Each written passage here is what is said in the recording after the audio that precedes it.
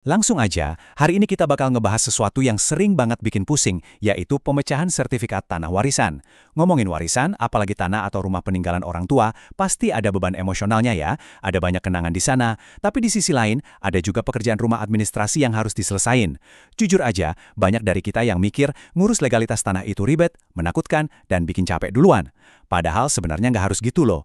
Di penjelasan kali ini, saya mau ngajak Anda ngelihat panduan praktisnya, langkah demi langkah, supaya Anda dan keluarga bisa merasa lebih tenang dan nggak bingung lagi saat ngurusin harta peninggalan. Yuk kita mulai.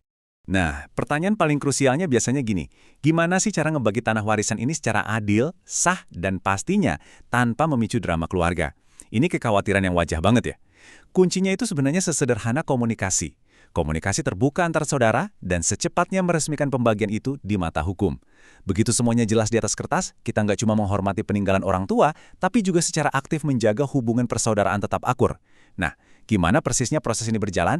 Mari kita bedah bareng-bareng. Sebelumnya kita samain persepsi dulu ya. Apa sih sebenarnya pecah sertifikat tanah warisan itu? Gampangnya gini, ini tuh proses memecah satu dokumen kepemilikan menjadi beberapa bagian yang baru. Bayangin aja, orang tua Anda ninggalin tanah seluas 600 meter persegi dan ada 3 anak sebagai ahli waris yang sah. Nah, lewat proses ini, tanah 600 meter itu bisa dipecah jadi 3 sertifikat baru. Masing-masing anak dapat 200 meter persegi, atas nama mereka sendiri. Kenapa langkah ini penting banget? Karena kalau statusnya udah dipecah dan jelas, kedepannya bakal gampang banget. Mau dijual, mau diagunkan, urusannya gampang. Dan yang paling penting, ini secara permanen menutup celah buat sengketa di masa depan. Pastinya proses ini ada aturannya dong.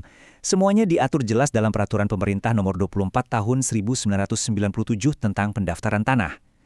Tapi tunggu dulu. Jangan keburu pusing dengar kata peraturan pemerintah ya. Jangan anggap ini sebagai birokrasi kaku yang bikin ribet. Sebaliknya, anggap aja aturan ini tuh kayak perisai pelindung yang kuat buat keluarga Anda. Regulasi ini ngasih jaminan kepastian hukum. Tujuannya cuma satu, memastikan setiap anggota keluarga, setiap ahli waris dapat haknya secara adil dan sah di mata negara.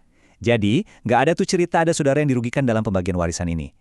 Oke, sekarang kita masuk ke bagian teknisnya. Sebelum Anda capek-capek datang ke kantor Badan Pertanahan Nasional atau notaris, ada dokumen-dokumen yang wajib banget disiapin. Nggak usah panik, daftarnya nggak sepanjang itu kok, kita urai pelan-pelan. Pertama, pastikan Anda bawa sertifikat aslinya. Nah, ini penting dicatat. Kalau sertifikatnya masih atas nama pewaris, ahli waris wajib banget ngelakuin proses balik nama dulu. Terus, kumpulin fotokopi KTP sama kartu keluarga dari semua ahli waris tanpa terkecuali, plus surat keterangan kematian yang resmi. Tapi dari semua dokumen itu, ada satu yang statusnya super krusial. Namanya Surat Keterangan Waris atau SKW. Ini tuh ibarat tiket masuk buat seluruh prosesnya. Tanpa SKW, pihak berwenang nggak punya dasar sama sekali buat memproses peralihan hak tersebut. Nah, selain dokumen utama tadi, ada dokumen tambahan yang juga wajib ada di map Anda. Anda butuh surat pernyataan sah yang isinya menyatakan kalau tanah itu lagi nggak dalam status sengketa. Terus, ini nih yang sering banget kelupaan, bukti lunas PBB atau pajak bumi dan bangunan untuk tahun terakhir. Jangan sampai ketinggalan ya. Anda juga perlu ngisi formulir permohonan pemecahan yang disediain dari BPN dan siapin surat kuasa kalau misalnya pengurusannya mau diwakilin ke orang lain. Kenapa sih kita harus ngebahas detail berkas ini? Karena percaya deh, ngerapihin semua ini dari rumah itu bakal sangat menghemat waktu, tenaga, dan pastinya ngurangin stres Anda secara drastis pas sampai di kantor pertanahan. Pokoknya, berkas rapi, urusan auto lancar. Kalau kita lihat secara keseluruhan, ada 6 langkah utama dari titik awal sampai sertifikat baru itu ada di tangan Anda. Tapi, tolong pusatkan perhatian Anda ke langkah yang pertama ini, sepakati pembagian. Menurut saya, ini tuh inti emosional sekaligus praktikal dari semua proses ini. Sebelum Anda berurusan sama dokumen tebal dan instansi pemerintah, keluarga wajib duduk bareng dulu. Ngobrol dengan tenang, kepala dingin, dan sepakati bareng-bareng siapa yang dapat bagian seberapa besar. Biar sah, tuangkan kesepakatan itu ke dalam akta pembagian di notaris. Kalau kesepakatan keluarga ini udah beres, percaya deh, langkah kedua sampai ke-6 itu gampang banget. Mulai dari bikin SKW, ajuin berkas ke BPN, nemenin petugas ngukur tanah, bayar biaya resmi, sampai akhirnya nerima sertifikat, itu semua cuma urusan administratif yang bakal ngalir gitu aja tanpa kendala.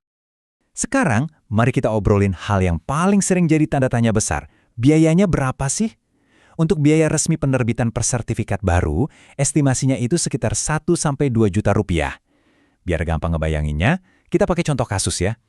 Misal, keluarga Anda berencana mecah tanah non-pertanian seluas 1.000 meter persegi, dibagi buat 6 anak. Berarti butuh 6 sertifikat baru kan? Nah, total biaya resmi buat pecah jadi 6 sertifikat itu kira-kira berkisar di angka 1,8 juta sampai 2 juta rupiah secara keseluruhan. Udah, itu aja.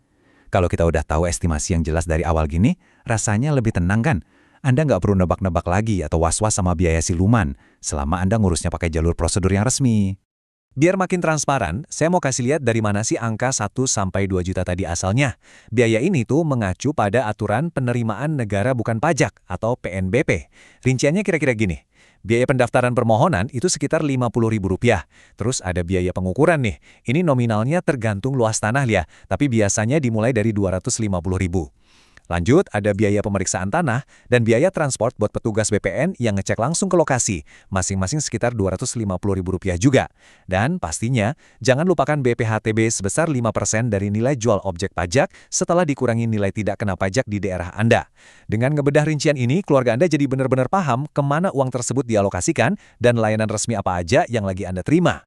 Akhirnya kita sampai di penghujung penjelasan ini. Sebagai penutup, saya mau ninggalin satu pertanyaan penting buat Anda renungkan. Sudahkah keluarga Anda duduk bareng buat ngobrolin masa depan warisan ini? Ngurus pecah sertifikat tanah warisan emang awalnya kedengaran kayak urusan administratif doang yang ngebosenin. Tapi pada kenyataannya, langkah pertama dan paling krusial selalu dimulai dari ruang keluarga Anda. Jadi mulailah obrolan itu hari ini.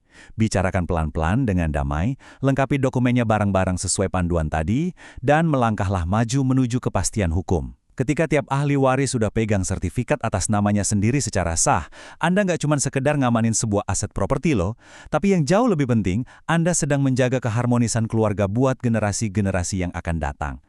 Semoga panduan ini bermanfaat dan bawa ketenangan buat keluarga Anda ya.